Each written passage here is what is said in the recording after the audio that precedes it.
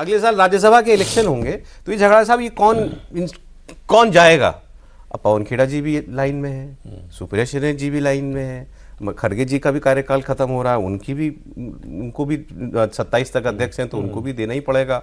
दिग्विजय सिंह जी खत्म हो रहा है, अब दिग्विजय सिंह जी मध्य प्रदेश से, तो मीनाक्षी नटराजन भी वहाँ से आती हैं, वो यंग टर्क है, उनको दिया जाए। शक्ति सिंह गोहिल का टर्म खत्म हो रहा है, आनंद शर्मा को दें कि प्रतिभा सिंह को दें हिमाचल प्रदेश से, ये झगड़ा चल रहा है। तो मतलब भूपेश बघेल, सुनील कानूनगोलू, मतलब अब जब आपको ये विचार करना पड़े कि मैं अपने किस नेता को, और वो किस गुट का है, उसको मैं मौका दूंगा, तो क्राइसिस समझ में आता है ना पार्टी का।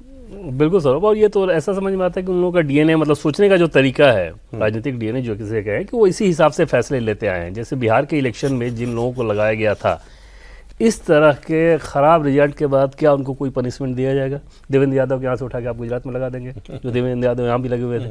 तो ये काम तो कांग्रेस पार्टी, खासतौर पर राहुल गांधी उस रूप में खूब करते हैं। और गठबंधन को लेकर एकदम से एक चीज़ कही जाती है ना कि गठबंधन का एक ही धर्म होता है कि इसका कोई धर्म नहीं होता है। जब आप मजबूत होते हैं तो दबाते हैं, जब कमज़ोर होते हैं तो दबते हैं। राहुल गांधी के दौर की कांग्रेस पार्टी खासतौर पर ये करती है कि कमज़ोर रहती है तभी दबाने की कोशिश करती है। दूसरी चीज़ आप देखें कि उसमें गठबंधन ठीक से चलाने के लिए बड़ा ज़रूरी होता है कि आपके पास व्यवहारिक अप्रोच रहे, लचीलापन रहे। जैसे बीजेपी की बात, बीजेपी अपने कई सारे इशूज़ को छोड़ते रही थी ना पहले, कि धारा 370 पे बात नहीं करेंगे, राम मंदिर पे बात नहीं करेंगे, जेडीयू को साथ लेके लाने के लिए। वो व्यवहारिक अप्रोच राहुल गांधी के अप्रोच में देखे तो एकदम से नहीं समझ में आएगा कि कहीं से वो अप्रोच है। जैसे शिवानंद तिवारी ने जो लिखा, उसमें एक लाइन लिखा ना कि तेजस्वी यादव SIR के उस प्रोटेस्ट में शामिल नहीं हुए, मतलब उन्होंने ऑफिशियली ये बता दिया कि हाँ तेजस्वी उस पर सहमत नहीं थे। तो क्या राहुल गांधी ने ये बात करने की कोशिश की थी कि हाँ हमें इशू उठाना चाहिए, नहीं उठाना चाहिए? राहुल गांधी से तो ज्यादा ही तेजस्वी जानते होंगे ना बिहार को या RJD को लोग, तो सुनो तो समझो तो कि भाई वो क्या चाह रहे हैं। दूसरी चीज अगर आप याद कीजिए सौरभ, की लोकसभा चुनाव से पहले नीतीश कुमार अलग क्यों हुए? जब इंडिया अलायंस में थे तो उनका सिर्फ यही था ना कि हमें या तो कन्वेनर बनाया जाए या कोई फेस बना दिया जाए।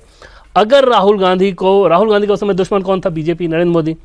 पहले इनको हटाना था ना, बाद में आप देखते हैं कि क्या करना है। अगर नीतीश कुमार के साथ वो काम कर दिया होता लोग, तो फिर सोचिए कि बिहार का इलेक्शन क्या होता और क्या स्थिति आज रहती। तो ये व्यवहारिकता तो एकदम से नज़र नहीं आती। और इशूज़ के सिलेक्शन में सिर्फ वही नहीं, राहुल गांधी के जितने इशूज़ आप देख रहे हैं, सारे इशूज़ ऐसे होते हैं जिसका बैकफायर करने की आशंका जिस पे ज़्यादा हो। और इंस्टीट्यूशन को, हर इंस्टीट्यूशन को अगर आप टारगेट कर रहे हो, जैसे कल एक US का रिपोर्ट आपने देखा होगा कि किस प्रकार से चाइना ने प्रोपेगेंडा चलाया था राफेल को लेके, उसी चीज़ को लेके राहुल गांधी यहाँ पे कर रहे हो। अब कैसे लोगों को नहीं समझ में आएगा आज के दौर में, जहाँ पे कह दिया डेड इकोनॉमी, तो आप और आपने बोलना शुरू कर दिया। तो ये अपने राहुल गांधी ने अपनी एक दुनिया बना रखी है।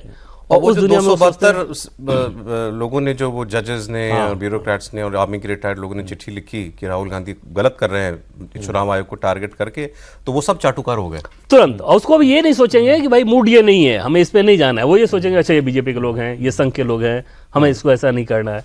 तो वो जो डिस्कनेक्ट है वो कांग्रेस पार्टी के लिए भारी पड़ता है। खैर, प्रोग्राम के 18 मिनट राहुल गांधी के, 20 मिनट ही हो गए। आगे मोदी जी की मैं आपको बात कर रहा था, तो एक मुमताज़ पटेल, जो अहमद पटेल जी की बेटी है, उन्होंने एक इंटरव्यू दिया। उन्होंने कहा कि भाई, यही सवाल हो रहा था कि भाई क्या कांग्रेस के लिए क्या इलाज है? तो उन्होंने कहा कि भाई राहुल गांधी को सबको साथ में लेके चलना पड़ेगा, और दूसरा आपको ये रियलाइज़ करना पड़ेगा कि आप जो विषय आप उठा रहे हैं, लोग आप पे भरोसा नहीं कर रहे हैं। फिर उन्होंने मोदी जी के लिए एक बात कही। मैं ये नहीं कह रहा कि मुमताज़ पटेल कोई बहुत बड़ी नेता है, लेकिन कांग्रेस की तो है। उन्होंने कहा आपको अच्छा लगे या बुरा, और चाहे ये गलत ही क्यों ना हो, लेकिन people look up to Modi in uh like a god like figure.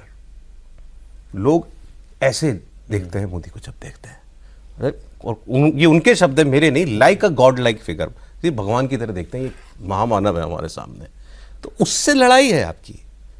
और ये बात आज हो रही है जब 2024 में आप जब आप 240 पर आकर विक्ट्री वाले साइन भी दिखा चुके हैं, कांग्रेस पार्टी कर चुकी है ये काम। वो है क्या किया बीजेपी ने लोकसभा के बाद? बीजेपी के करने के हिसाब से सौरभ देखें तो पहले मशीनरी जैसे काम कर रही थी और उसके बाद जैसे काम कर रही है, उसमें कोई वैसा बदलाव कुछ भी वैसा नहीं है। फर्क जो पड़ा है वो दो चीज़ों का। पहली बात तो ये कि जो नरेंद्र मोदी का अपना जो फैन बेस है ना, वो एक कंप्लीसेंसी वाली मोड आ गई थी। 240 ने उनको जगा दिया कि भाई कहीं अगर आप किसी अपने लोकल वजह से कुछ अलग फैसला लेते हैं तो वो नरेंद्र मोदी के लिए भारी पड़ेगा। और दूसरी चीज़ कि जो कार्यकर्ता भी जैसे लगातार अगर आप सत्ता में हैं तो उनकी एक निराशा होती है, वो निराशाजनित, तो कई बार पार्टी के हित के ऊपर वो भारी पड़ जाता है कि अपनी निराशा उनके सामने आ जाती है, ये सोच के कि चलो सब कुछ तो ठीक ही है, जीत तो रही है, इस सीट पे हम ऐसा कर लेते हैं। उत्तर प्रदेश में लोकसभा चुनाव में ऐसे कई जगह से ऐसी रिपोर्ट आती थी, दूसरे राज्यों से भी आते रही है। तो 240 के झटके ने उस चीज को करेक्ट कर दिया। अन्यथा बीजेपी की वर्कर और वोटर दोनों को जगा दिया। दोनों को जगा दिया। अन्यथा आप देखें तो बीजेपी की मशीनरी जिस प्रकार से अभी काम कर रही है, लोकसभा चुनाव ऐसा नहीं है कि कुछ ज्यादा झोंक रही है अपने आप को, या हट तो जैसे मैंने कहा कि नहीं, कार्यकर्ताओं के अंदर कॉम्प्लिसेंसी खत्म हो गई तो वो पूरी ताकत लगाएंगे, वो भारत माता की जय, वंदे मातरम, वो वाला जो विचारधारा के हिसाब से जो आपको काम करने का तरीका होता है वो आपके अपने इश्यूज किनारे हो जाते अपने हैं। वर्क मैनुअल में कोई बदलाव नहीं वर्क मैनुअल में ऐसा नहीं है कि कोई नई चीज कर दी गई हो, कुछ नयापन लेके आ गया हो, उस तरह की चीज करते थे उसकी फ्रीक्वेंसी बढ़ा, बस, और इंटेंसिटी बहुत ज्यादा बढ़